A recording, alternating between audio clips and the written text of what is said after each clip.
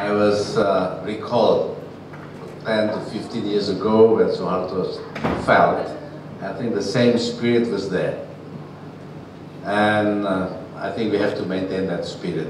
As Dr. Amiga said earlier, besides political will, there must be a leadership, strong leadership, strong political will from the strong leadership. Although infrastructure physically are there, but the role of civil society, I think that's the more important part, as we can do as a civil society. So that's why my title is Important Role of Civil Society in the Battle Against Corruption and in the linking power and corruption. Although the linking power and corruption is a conflicting sentence, as the famous Lord Acton saying goes, power tends to corrupt, absolute power corrupt absolutely. Okay, but okay, we learn each other very well. When I was in commissioner in KPK, we will learn from MACC. Okay, so don't undermine MACC. MACC is our big brother in this case. We learn a lot, we cooperate operationally and in some training activities.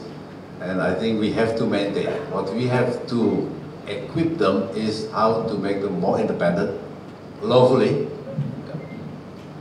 as we did around 15 years ago. So the civil society who make our significant pressure to form KPK. And then KPK, since 1999 until 2002, we did a road show to the parliament members, to General Assembly members, and then in 2001 began to talk about that. 2002, the law is in place, and 2003 the selections done, and I was one of the 5 commissioners of the first batch of KPK. Anyway, back to the title. I would like to touch upon how important the role of civil society. We had a good experience when we achieved a certain level of achievement. Then the corruptors is not silent. Okay? They are trying to fight back. So once you touch, say, parliament members, then they will be fighting us back.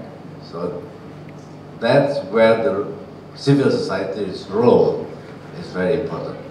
And we did have plenty of experience on that.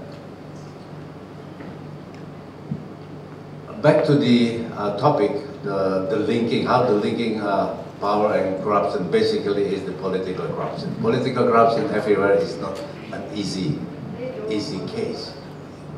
MACC, KPK, and all law enforcement agencies should investigate based on the law, based on the role, based on the penal code, based on what the law says about the power and the limitation they have. So what I mean is that you have to be patient. You have to be patient. Talk about Hong Kong, we learn a lot about Hong Kong. I understand MACC as well. They took 40 years to be Hong Kong like now, or 20, 25 years. Indonesia is even more worse than Malaysia, honestly. Our transparency international index is only 3, where you got 4 point something. And it's much, much better.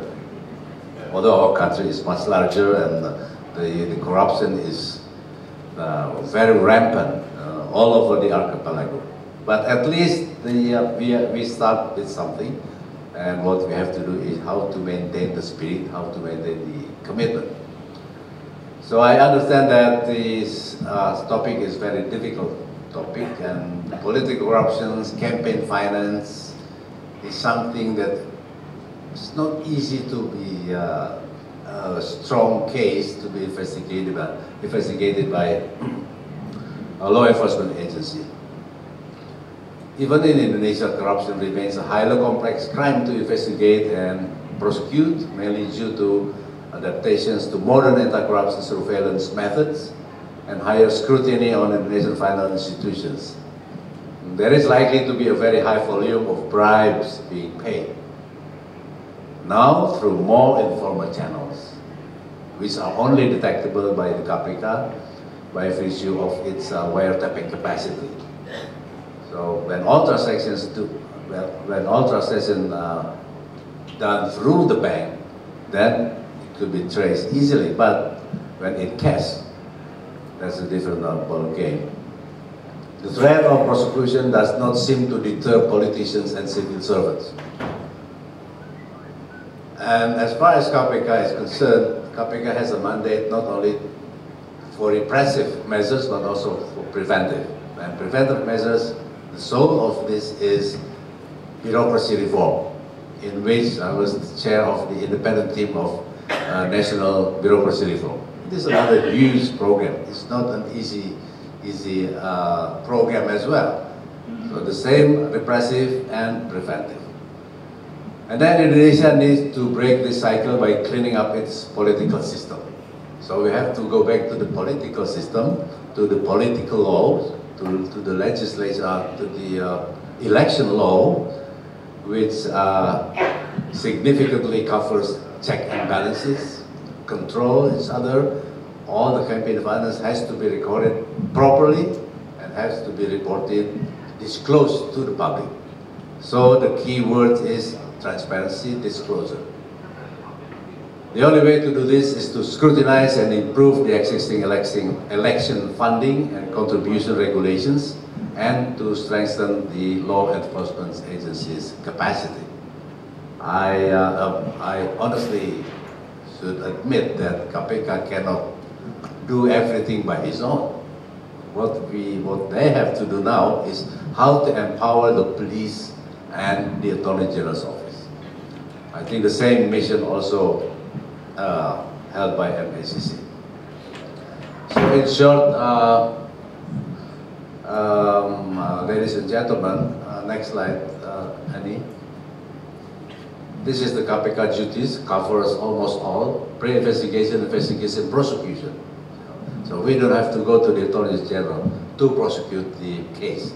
Prevention, monitoring means monitoring system, administrative systems. If there is a hole for corruption, then KPK should suggest the improvement of the systems to the executive or legislative. And then coordination in combating corruptions, coordinating the police and Attorney General's office and other relevant agencies. Supervision is supervising Attorney General's office as well as the police in combating corruption. Next slide, and 2 slides more is about the role and challenges of civil society in Indonesia in fights against corruption. How the society, how to succeed to choose the right parliament members. Okay, I think that's number 1. We failed to do that, but we try to improve that this year and years to come. Also, instead of corrupt elements of society has succeeded capturing parliament, but using it against the fight against corruption. There were some tries in order to awakening the KPK laws comes from the parliament members. And next slide shows that, next slide. High level of state capture ever since the Suharto regime, repeated efforts to reform the judiciary have failed. So our judicial system, our criminal justice system also needs to improve significantly. And then development in Indonesia is unbalanced. Certain courts such as the Supreme Court, Constitutional Court. Ladies and gentlemen, corruption fight backs through many channels. An anti-corruption system must be at least similarly robust to survive and succeed. So, criticizing MACC is okay, but supporting MACC to increase, to strengthen their capacities, I think another issue that I think we have to focus on. Again, political corruption seems to be at the root of every other corrupt practices, in Indonesia at least, and I think universally as well. So the political system must be judiciously cleaned. Well, it is idealistic, but at least we have to targeting it as high as possible. And this is a holistic and comprehensive process that is likely to be time-consuming and needs some patience. The strong leadership, again, Datuk Abiga, and robust checks and balances are required. And the keyword of the third keyword is the role of civil society in the battle against corruption is instrumental. Number 4, our endeavor. Next slide, Eddie. Next slide. MACC cannot fight against corruption alone. It takes two to tango.